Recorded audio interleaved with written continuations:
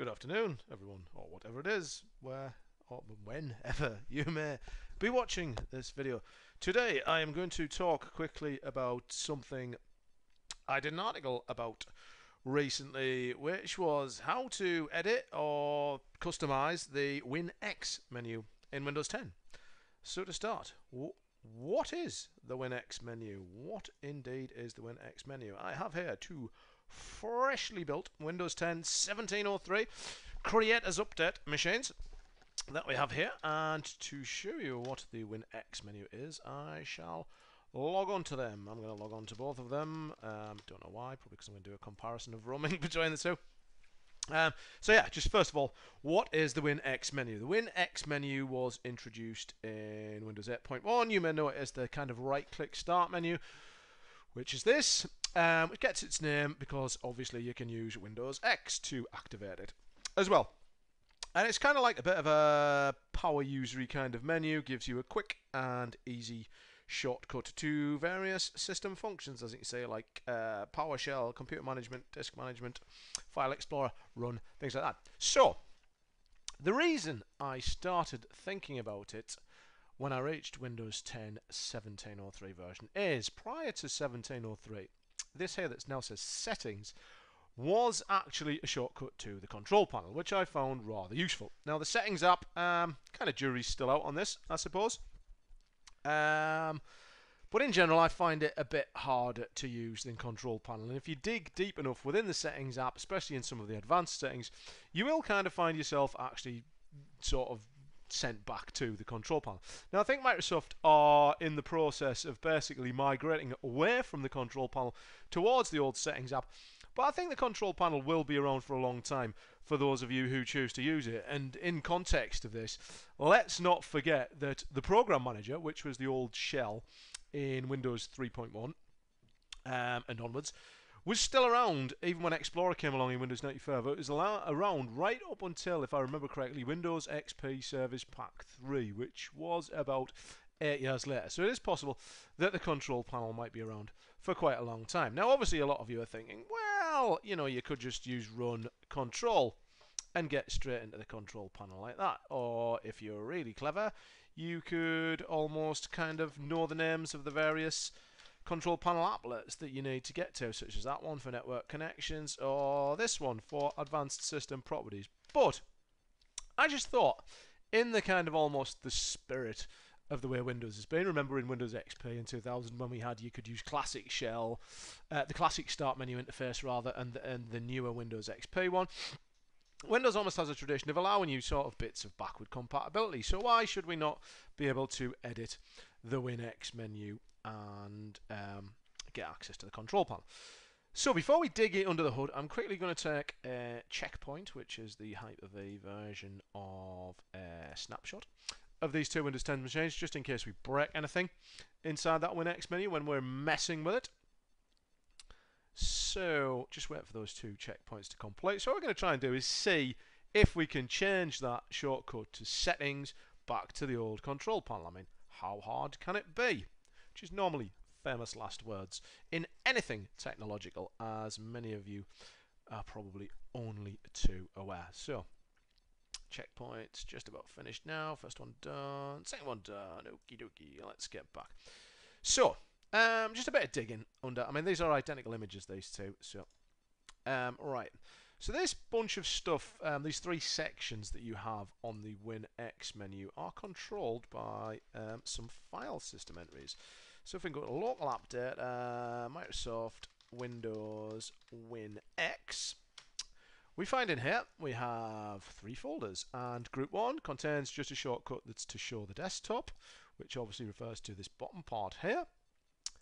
Group 2 contains a bunch of stuff in there. Task Manager, File Explorer, Session Run.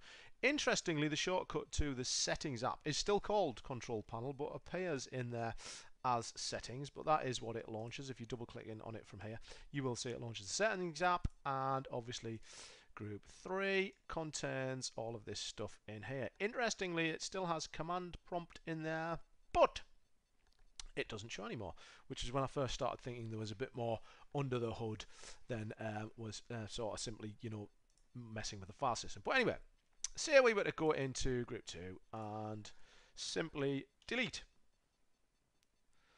the control panel from there. Now, if you click on the start menu here, you will see it is still there at the moment, but that's because this menu is compiled when the shell starts. So you could log out and log back in to achieve this, but just in the interests of quickness, although it doesn't really seem to be quickness, judging by the task manager taking so long to appear there.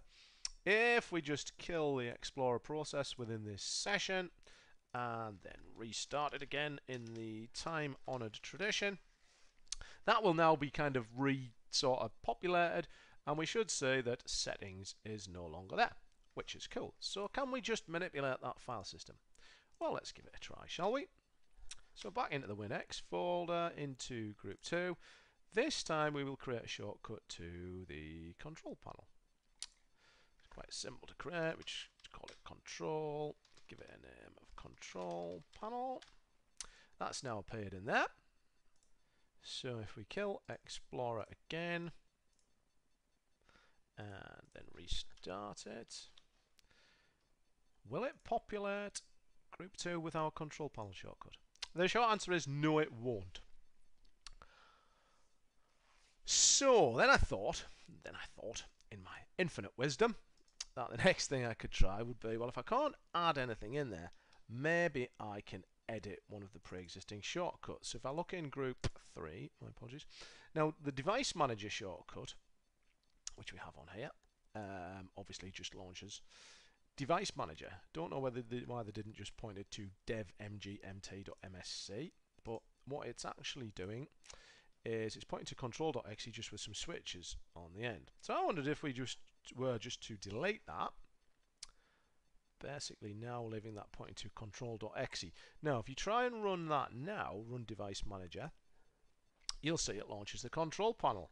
So at this point I'm thinking, yeah, so I can just do it like that by being sneaky. However, there is something else going on, because if I then close the shell and restart it again, you will now see that device manager has completely disappeared from that menu. So there's something else going on behind the scenes here. Now, if you've read my article on this, you probably know what it is. There's a guy called Rafael Rivera. What I'm going to do actually on this one is just restore that to the checkpoint to undo what we've just done. Basically worked out that all of the shortcuts that are in that sort of WinX area have a hash created of them, which contains where they're pointing to, the window state, and various other things, and puts this metadata actually inside the shortcut itself. Kind of like, I suppose, locking a door and hiding the key almost within the door itself somewhere. So what happens when the shell starts is it looks at all those files, but before it populates that WinX menu, it runs them through some sort of hashing algorithm and makes sure they match so that they are verified. And I can see the reason behind this, because you wouldn't want every piece of software you installed to drop itself in there. It could get busy quite quickly. But I also don't see why, and this is something I keep coming back to with regards to Windows 10 and Windows since version 8, to be honest, is why we can't have some sort of administrative function that lets us get in behind there and manipulate these things just for enterprise purposes. You know, something that could be done maybe in a group policy object, something that couldn't be invoked by an application installer. But we can't. So how do we actually go around and make sure that a new shortcut that we can put into this file system is hashed with that correct hash, which means it'll allow itself to be placed upon there? There is an answer, and it's a bit of a weird one. The same guy who did the sort of research to find out this hashing value, Rafael Rivera, deserves great credit, created a tool called hashlnk.exe. And this basically, you can create a shortcut, then run it through this hashing tool, which basically then writes the hash back to the file. So I am going to demonstrate for you how this can be done. I'm going to browse across to a file share here, if I can spell.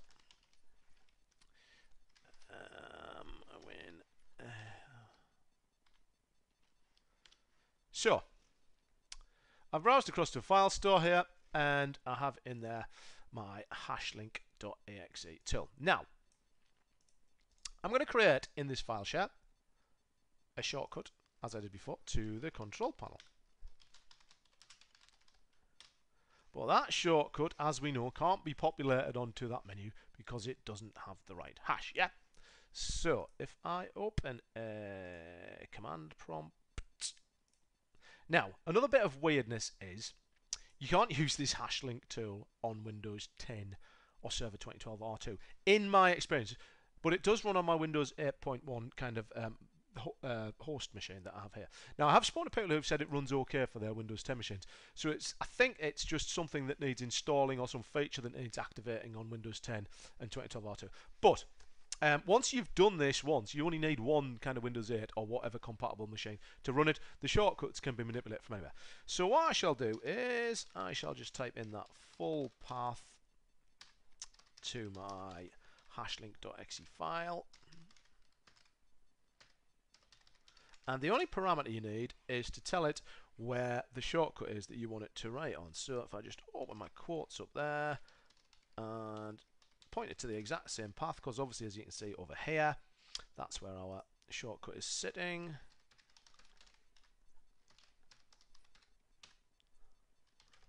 And obviously, as you all know, the extension for a shortcut file is LNK. So if we run that, now you'll notice it's 1547 here, and the file date modified time has been updated.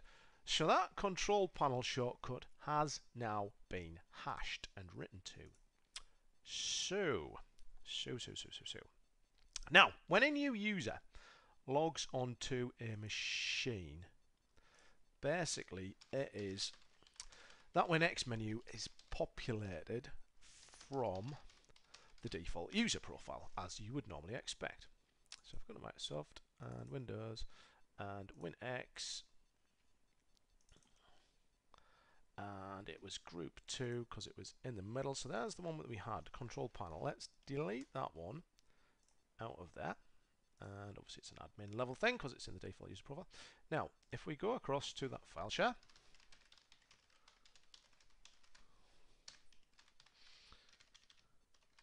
and into there, and we literally grab a copy of that and paste it in here. Again, needing to provide some admins. Right, so that is now populated in there. So what I'll quickly show you is, on this machine, I'm going to log on as a user now called JRank, and obviously a new user. So just to quickly show you, I haven't done any smoke and mirrors. I haven't pre-populated a modified profile on this machine. I will show you there is no pre-existing profile for the user JRank on this machine. Yeah. So when I log this user on, it should basically give me, hopefully, a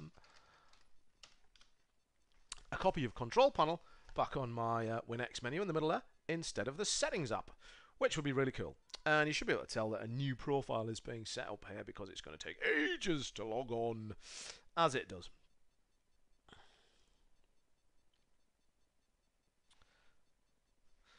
So yeah, as I said, that hash link tool for some reason doesn't run on my Windows 10 instances. It throws a DLL error, but it does run fine on Windows 8.1. It runs on Windows 7. I think it ran on Server 2008 R2, but Guy Leach did tell me that it ran okay on his Windows 10. So I think there's something just needs to be, so I probably need to install some Visual C++ redistributable or something like that to get it to run effectively. But as I said, you just need one spare machine to hash out all your shortcuts on. Once you've got them done, once you've got that data written, it basically should work from anywhere, really. You just need to manipulate them around the file system and put them in wherever you want them to go. But we'll show a bit more, a slight bit of the advanced tooling around that as soon as this finishes. So, just in time there, because I'd run out of things to say. We have logged on now, and as you can see, we now have a control panel in there instead of settings. And does it work? Of course it works. Oh, you of little faith, including myself. So that's brilliant, right? We can now get back. So this, as you can see here, Windows 10 version 15063, which I shall just demonstrate to you, is of course the 1703 version, as it says right there. But now we've put the control panel back on there. But what if you could go in and do this to customize that WinX menu with different stuff for different users? Do you think that would be possible? Maybe you could even create different folders. And what I have found is I think this is possible through using, quite simply, group policy preferences. So I've just flipped here across to my domain controller. And what we have already done in the best blue paper tradition is we have an existing group policy object that allows us to do this. And I'll show you this. It's called WinX settings. And let's have a look at this. So here's our group policy preferences. Basically, probably easier if I open this up in the group policy management editor, make you a bit more familiar with it. So if we go into user configuration, into preferences, Windows settings, completely wrong place, brain death, I'm having a complete brain stop here at the minute. Yes, they're files, of course. Files. I'm not used to registry, and I've often wondered why it always has that little triangle next there. It always throws me off. I always go for it. Right, so this is what I do. So first of all, we have two simple file things. So on both of these machines, Google Chrome and Internet Explorer are loaded. They're in the image. So the first one of them is saying, take our source file, which we're going to have to create, obviously, because we don't have one of those yet, for Google Chrome. So I'll tell you what, why don't we do that first? So on this machine here, which we're already logged onto, what we're going to do is create a shortcut to Google Chrome. Or could we just use this one here?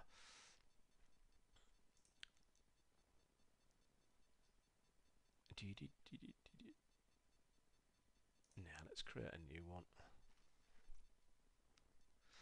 So new shortcut. Let's find Google Chrome. Program files. Google Chrome. And we should see in there the Chrome executable. And we'll call this Google Chrome. Right, now let's take that and bung it across to that file share where we can hash it. Oops. So let's pop that in there. Actually, why don't I just create them straight in here? Foolish boy that I am. Let's create a new shortcut to C, program files x86, Internet Explorer.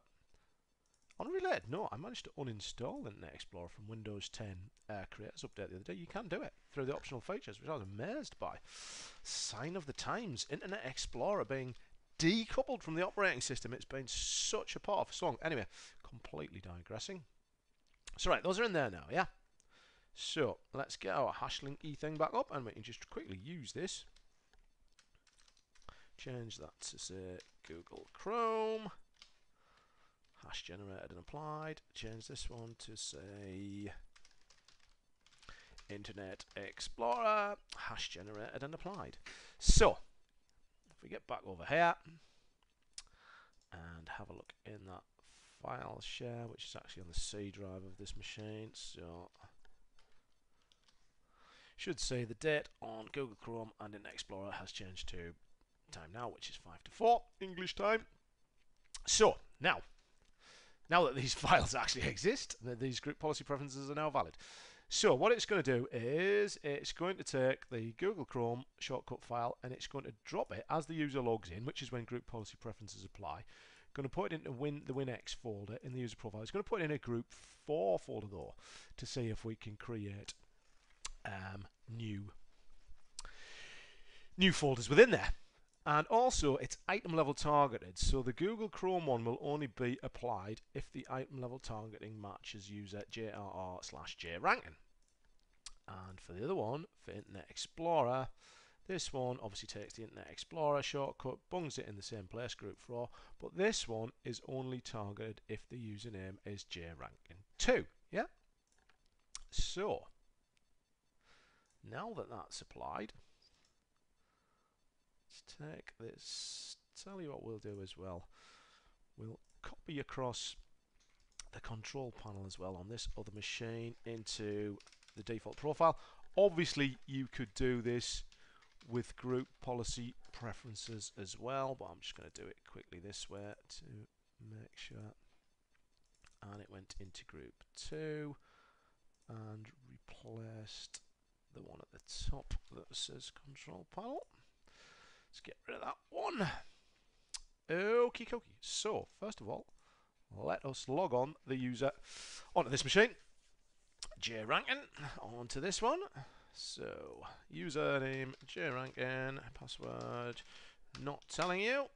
And onto this one, we shall log on jrankin2 and send password. Obviously, can't get the password right. Never mind, I'm not telling you the password. I don't know the password by the look of things. Or I can't type. Which do you think it is? Answers on a postcard, please. Never mind. So, let's quickly see if this works. So, what we should say here is we should say both these users on their WinX menu should have control panel instead of settings, but they also should have, one should have Google Chrome and one should have Internet Explorer in a completely separate group. Group 4, the groups go bottom to top, don't they? So group 4 should be at the top. Haven't tried whether you can put in a group 0. Don't know whether that would confuse it or not. But if you wanted to reorder and put things down the bottom, I don't see why you shouldn't be able to do that. The only sort of caveat is that the kind of shutdowny sort of link always sits alongside whatever you've put in group 1, unless you manipulate the access to the shutdown command via group policy objects, obviously not preferences. So just waiting for these long protracted. Haven't done any optimization on these Windows 10 images. They are completely vanilla 1703 creators update images, which is why they have such a long first logon. And interesting, the 1703 update appears to have broken that little registry hack that we used for making roaming profiles work on Windows 10, you know, and roaming the start tiles as well. So an update is having, excuse me, to be prepared to go with that because Microsoft have busted something with a Windows 10 feature update. Who could have possibly predicted something like that? Big smiles all round. Okay, glad that's logged on because I've really had run out of things to say, so can't remember which user this is, but if we right click on here, we've got our control panel on there, and up at the top we have Internet Explorer as well. So that is uber cool. So the hash works, it reads that Internet Explorer file, it matches up with the hashed metadata, whatever you like to call it, and should work. He says, as it seems to be taking a veritable age to launch, but it will launch. It's just running slow. I'm supremely confident that it will not crash or anything like that. Actually, I seem to have broke an edge with some of my group policy objects in there, which is rather annoying. Yes, there it goes. And actually, while we're on, we might get rid of this horrid new edge tab. There is a registry key that lets you do that. Very, very slow. Okay, this one's done now as well. So while that Internet Explorer is waiting on msn.com over there, we should say this one's got control panel and this one's got Google Chrome there as well, which obviously also will work. So actually, while we're on the subject, see this horrid new little edge tab around here. If we just quickly hop over to our, I'll tell you what, we'll just stick it in here. A registry key, new registry item. I think it's an HK current user.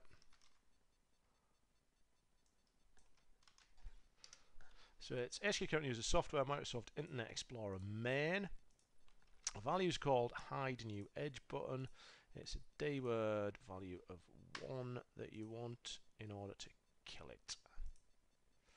There is actually a group policy that refers to that as well. I just couldn't be bothered to load those. But there you go, bonus item.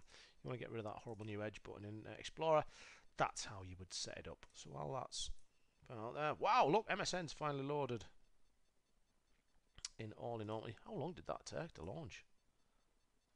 So what we need to do on this one is just do a GP update, which we can't do now. I've run that as admin, which didn't need to do. Has Google Chrome even launched on here? It's trying to. Okay, so over here, let's just do a GP update. See if we can pick up that new policy. Get rid of that edge button over there. Wow, Chrome's finally launched over there. It doesn't normally take that long to launch. I think it's because these are actually AppV applications that I've deployed over there, and they're just pre-caching or doing something down onto the machine. In fact, it's launched it 3 times now because I've clicked on it that aggressively. There you go. Impatience always comes up behind it as well. Anyway, let's just have a look over here at Internet Explorer now. Should launch faster this time. Now it's done all its stuff, and the Edge tab's gone, so that works as well. So let's just go over here. Chrome is now crippling itself, but anyway, it works. The Chrome shortcut, as I say, the first launch of anything when you log on to Windows 10 for the first time is rather painful, to say the least. So you now have the capability to do editing per user, per group, per site, per device type of your Windows X menu. And over here we'll just run Chrome again to make sure it runs a bit better the second time out. So on here you could, I don't know, you could have a set of things for particular departments. You could have a set of things for particular device types. You could have literally anything you wanted as long as you use that hash link tool to download them. So that's really, really useful, I think, and should be really cool for those of you who like to customize your Windows 10 machines until Microsoft do whatever they do best, and in the next feature update, break it. But for reference, the hash link tool is there, in the description for this video. There's a link to the article from where there is a link to the hash link tool, because it's a bit tricky to find on the internet, so I've hosted a little zip file of it myself in my Dropbox. But yeah, that's all you need to do to edit that the Windows X menu on Windows 10. So I hope that is useful to some of you out there. I hope that's a tip that helps you in your Windows deployments, and thank you very much for listening. Goodbye.